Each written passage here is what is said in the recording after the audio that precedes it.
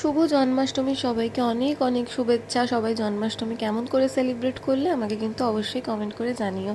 তো এখানে আমি আর মা মিলে কিছু ভোগ বানিয়েছিলাম, সামান্য কিছু ভোগ বানিয়েছিলাম। তো সেগুলোই তোমাদেরকেও একটু দেখাচ্ছিলাম। আর তারপরে এখানে আমিও রেডি হয়ে গেছিলাম। আজকে সকাল থেকে অনেকটাই ব্যস্ত ছিলাম, ভেবেছিলাম সকাল থেকে ভিডিওটা করব, কিন্তু করে উঠতে পারিনি এইসবের জন্যই। আর তারপরে এখানে আমি, মা আর বাবা তিনজন মিলে সব কিছু পুজোর সামগ্রী রেডি করছিলাম। আর এখানে ব্রাহ্মণ দাদাও চলে এসছে। এখানে ব্রাহ্মণ দাদা প্রথমে এসে গোপুসোনাকে অভিষেক করছিল।